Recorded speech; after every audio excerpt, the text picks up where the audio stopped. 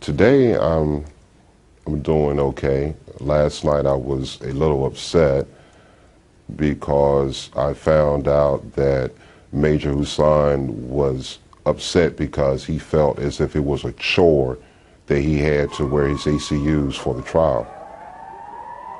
You know, there's so much to this story. Let me begin with the government's response to it. Eric Holder, the Attorney General, refuses to file terrorism charges in this case, notwithstanding the very clear terrorist connections.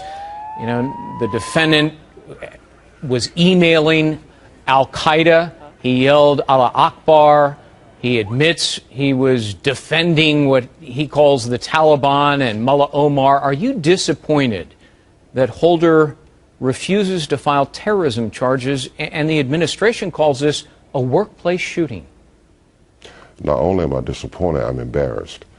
Mr. Holder needs to understand the repercussions of his actions, because even with Major Hussein making a statement yesterday about him wearing a uniform, that's a proven fact that he is a terrorist, even with him wearing a beard.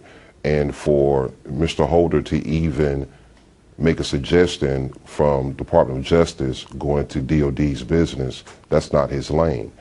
And, you know, it's kind of interesting to figure out, you know, when a person makes a decision like that, they have never served in uniform, or even has he ever visited our troops in theater. So maybe he might want to go to Afghanistan to visit our troops so he can get an up-close and personal feel of the reason why we're doing the job that we're doing before he decides to make an decision that he's making that is just preposterous. Is it true that because the White House and Eric Holder described this or categorized this as a workplace shooting and not combat related, that you're not entitled, you and other victims are not entitled to, for example, decorations, a Purple Heart, or some of the combat related benefits that you would otherwise receive have you been shot, let's say, for example, in Afghanistan or Iraq? Absolutely, sir. And to add to what you're saying, for Mr. Holder, every time when he goes home and he shuts his door and he lays down and goes to sleep, and he can do that in peace, he needs to understand that he's able to do that because of the blood that's being shed by a service member in foreign soil. It has taken 4 years to bring this to trial. I said it yesterday, you know, there's an old legal maxim that justice delayed is justice denied. Do you feel denied so far? I do. This trial, I'm glad that it's finally happened. It's been a long time coming. And the reason why we've had delay after delay is really doesn't make any sense.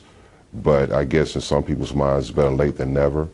I just want justice to be served and let our justice system work the way they're supposed to without any interference or any outside influence that will stop the process any further. And all this while, as I understand it, the defendant, Major Nidal Hasan, has been receiving a paycheck as well as medical benefits, now approaching a total of $300,000. And yet, you and many others who were victims denied some combat-related benefits. How does that make you feel? It really upsets me because a lot of the 32 that have retired, they're having a hard time financially right now. And even with other service members that have retired medically from uniform, has been having a hard time, even though we have a lot of American citizens and organizations that are there to help us. But there again, as you said, Major Hussein has received over $300,000 from the uniform that he hates to wear. So now you have a man that's saying he hates to wear the uniform that not only has been financing him for the past 4 years, but also finances education when he came out of the National Guard and ended up going to college off of the GI Bill. Sergeant Alonso Lunsford, thank you so much for your service and your tremendous sacrifice.